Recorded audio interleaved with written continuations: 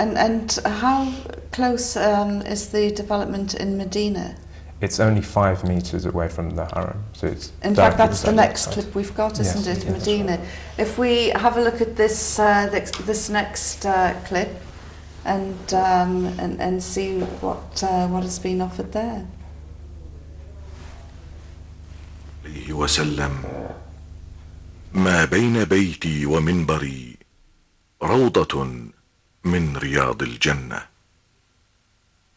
المسجد النبوي الشريف ماض عريق وتاريخ مضيء ومدرسة للعلم والمعرفة ومنطلق للرسالة والدعوة.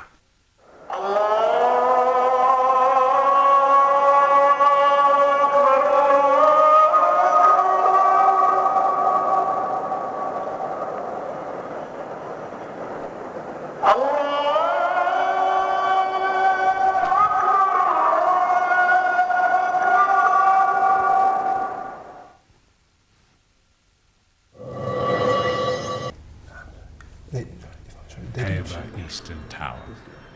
Located on the northern side of the Prophet's Mosque, the tower occupies a space on the most sacred land.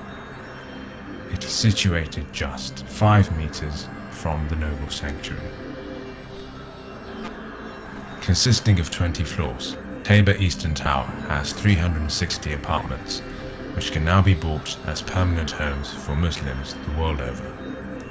Ranging from a 2-bedroom apartment to 5 bedrooms, Muslims now have the unique opportunity to reside permanently in the city of the Prophet Muhammad. Well, a unique opportunity. I was just thinking, and I you know, that these are being developed by the Saudi bin Laden group. I wonder what the most infamous of the bin Laden clan will think of these developments. Do you think he would approve? I think all Muslims approve of Muslims trying to come and live in Mecca and Medina and trying to have permanent residence there or to visit there every year. So I think that's whichever. If you're a Muslim, you tend to encourage that as much as possible and try to facilitate it. It is, as far as real estate goes, it is the most expensive place on earth to live. Yes, exactly. In Mecca itself, a square foot of land in the central area costs about £100,000. In Medina, it's £26,000. Now, the most expensive area in London, such as areas such as Mayfair or Park Lane or Park Avenue or Manhattan, these are square foot can cost about £3,000. So that's the level of difference between Mecca, Medina and other metropolitan cities. So the only people that you're really going to get interested in these properties will be incredibly wealthy people. Well, not at all. I mean, I think that's one of our sort of big advantages. So we're selling the most expensive real estate in the world at a price that everybody can afford. And that's obviously one of the advantages of timeshare. Everybody's, will be given the opportunity to, buy, a week or 4 weeks or as long as they want for a reasonable price for the next 24 years. I mean, if you look at a general Hajj package, that cost, between I think about £3,000, £4,000, and that's just a one-off. And we're giving somebody the opportunity from £3,000 to live there for the next 24 years. So if you look at it in that respect, it's actually a great advantage.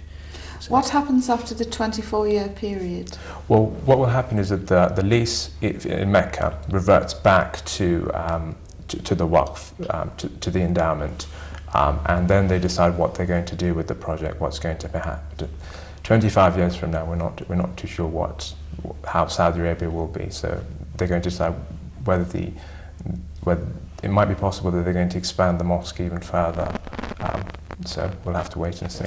And that's for the timeshare. What about the freehold? I mean, how long is the freehold? The freehold in Medina. This is the first time, that's why it's a unique opportunity, that Muslims can own freehold property in Medina. And that at the moment, the company will have a lease, which is for 99 years. So at the end of the 99 years, it's just renewed for another 99 years. But as part of the contract that you sign, is that the moment Saudi law changes to allow foreigners to completely own property in Medina, that property is yours. So the demand for that is expected to be extremely high, because we know of the virtues of the Prophet Muhammad saying to come and live in Medina, and the type of people that would come and live there and stay there as permanent residents. And what is the price of the most expensive property? In Medina currently, I think for 5 bedrooms, in Medina, it would be about £2 million for permanent residency. So it is it's not cheap.